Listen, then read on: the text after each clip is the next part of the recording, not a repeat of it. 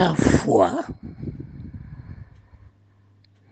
est ta vision de toi. Cela n'aura aucune influence de ce que l'extérieur voit et dit de toi. Tout le combat de Jésus avec Marthe, c'était de changer la vision et la foi de Marthe. Marthe a perdu la vision de son frère Lazare, a perdu la foi originale de l'authenticité de son frère Lazare, a épousé la vision de la circonstance, de la situation que le monde lui impose, lui affiche, a établi dans la vie de Lazare. Et va alors de sa foi, va de sa vision, entretenir un langage totalement contraire, totalement pessimiste, totalement négatif de son frère. Voilà la raison que le Christ est venu dans le monde nous ramener dans la foi de Dieu en nous. Établir de nouveau la foi de Dieu en nous. De nous amener à retourner dans la foi, la vision, la volonté, la conception de Dieu, notre Père, notre Créateur. Et il s'est établi en spécimen, en modèle, en exemple, en image par excellence, afin que nous puissions nous calquer,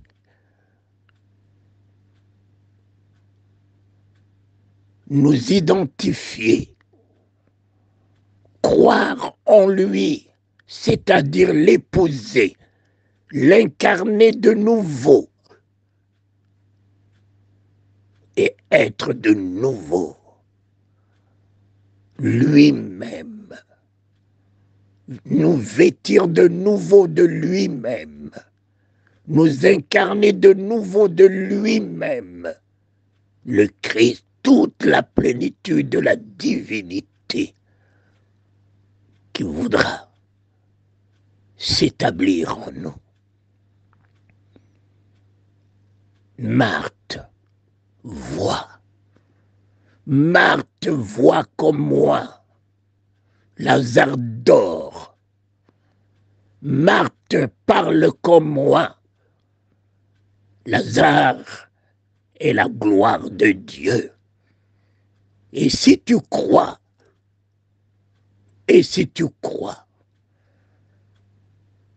qu'il avait incarné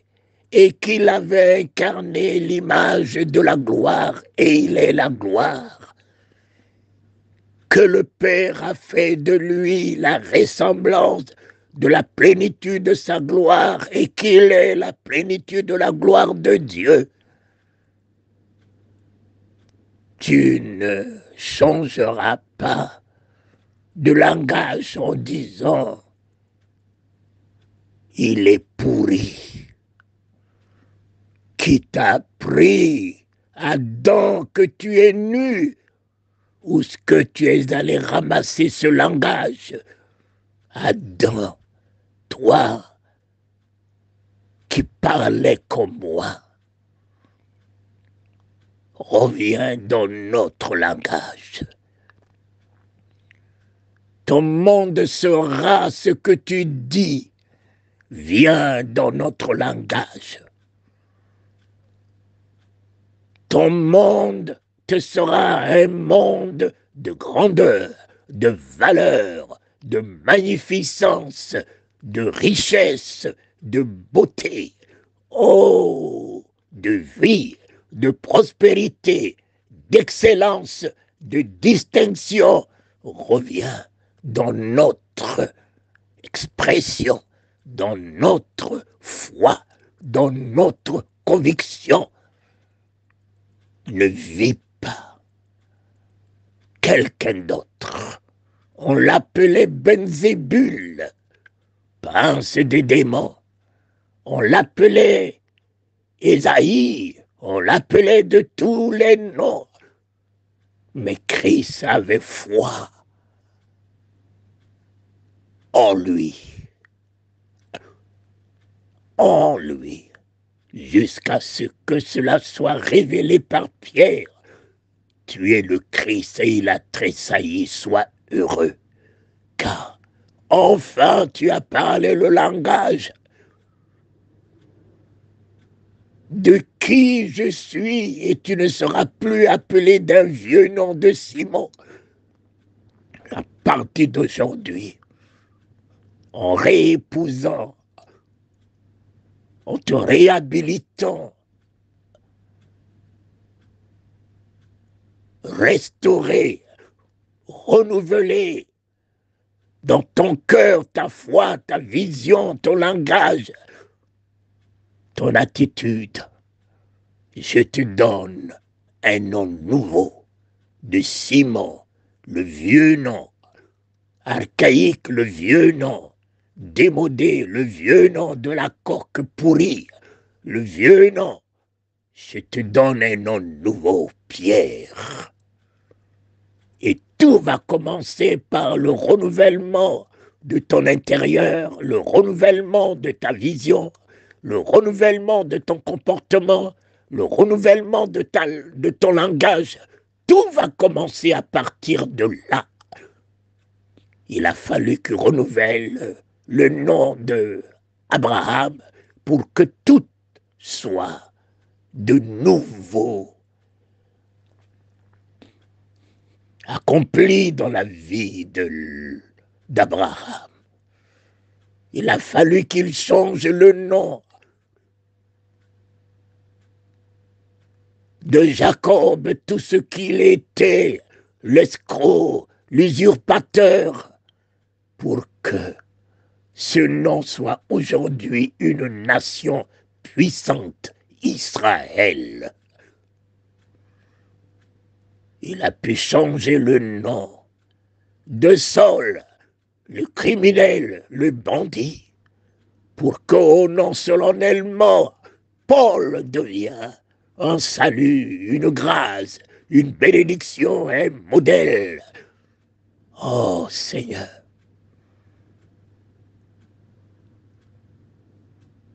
je reviens à toi. Ce jour du 1er mai, ce jour du 6e mois,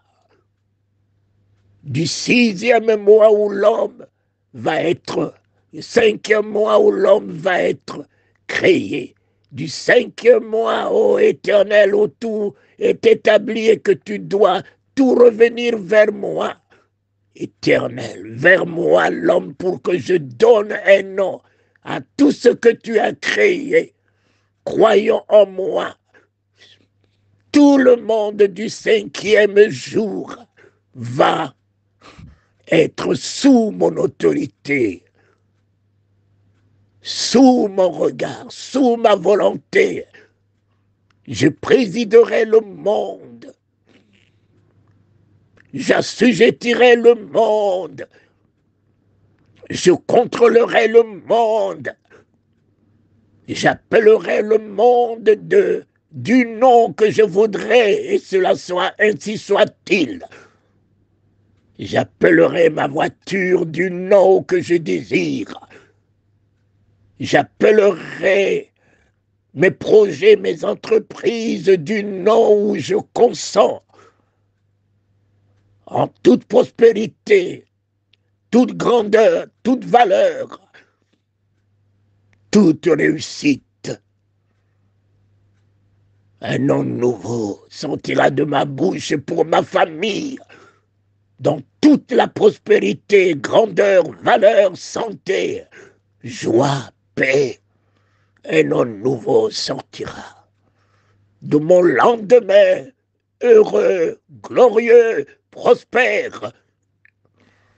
Un nom nouveau sortira de tous les combats, les épreuves, les difficultés, la victoire, la victoire, la victoire. Je suis la victoire dans la nature de Dieu, mon Père, devant Pharaon, qui est l'image de ce monde, devant Pharaon, qui est l'image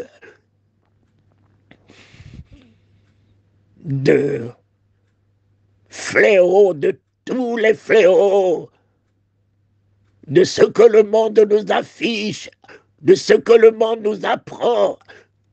Pharaon, je fais de toi Dieu devant Pharaon.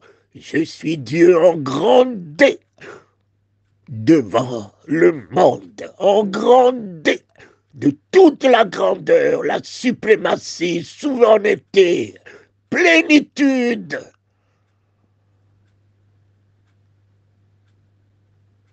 De celui qui domine sur tout. Voilà la leçon que je tire. Marthe, crois, vois la gloire de Dieu. Crois dans la gloire de Dieu et tu verras la gloire de Dieu. Crois. Lazare est l'image de Dieu. Lazare est la ressemblance de Dieu. Ce n'est pas la mort qui changera son identité dans le cœur de celui qui l'a créé. Ce ne sont pas les événements de maladie, de douleur, de lèpre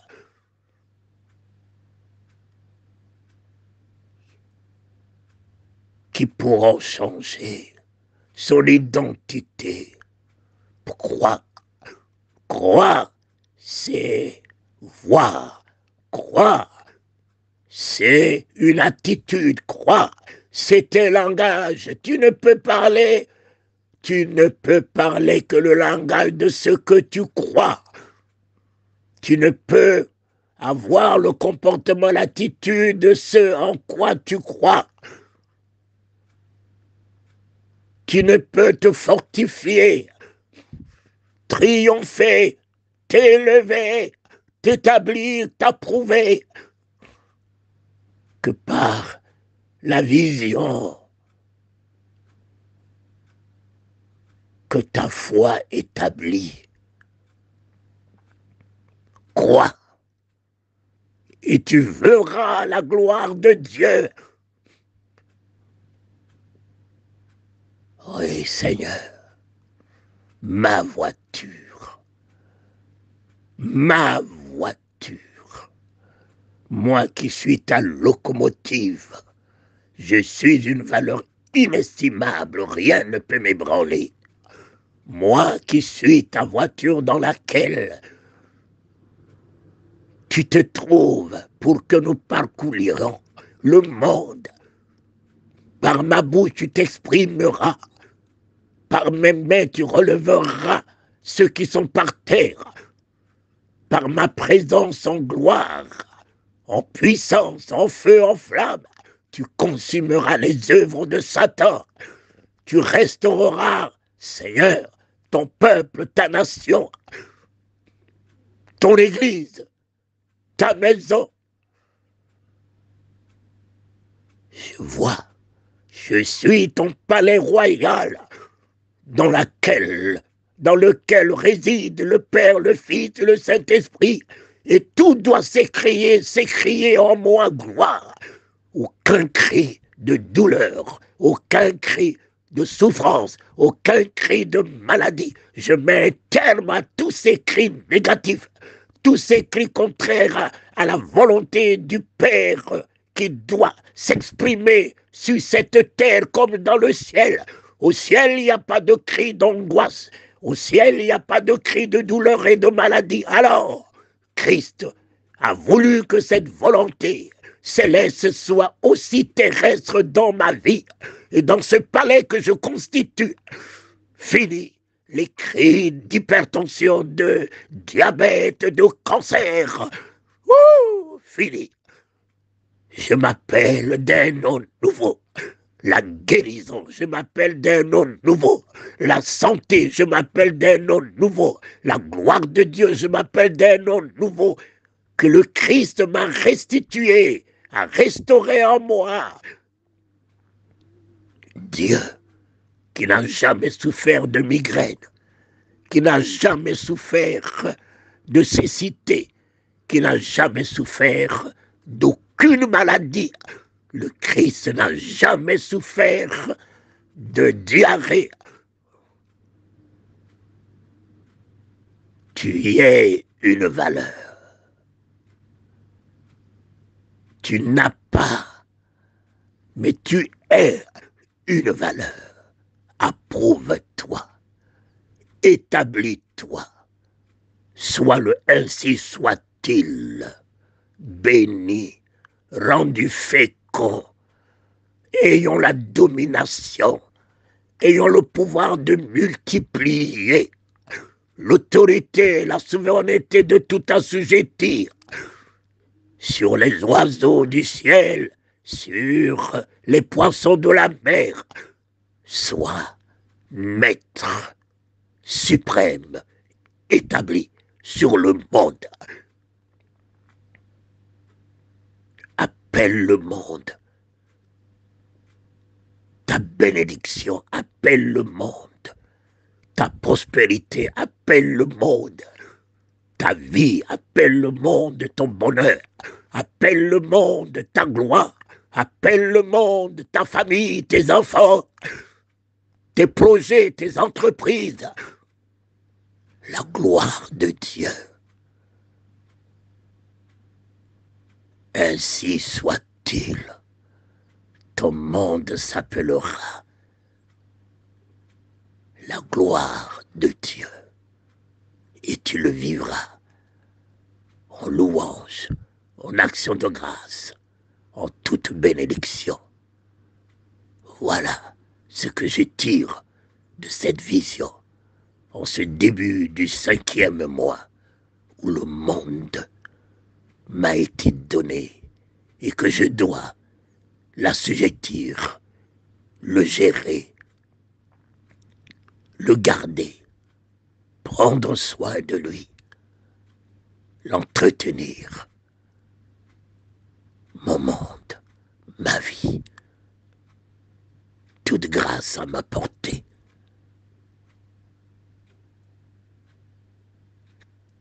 C'est fait, c'est accompli. Amen.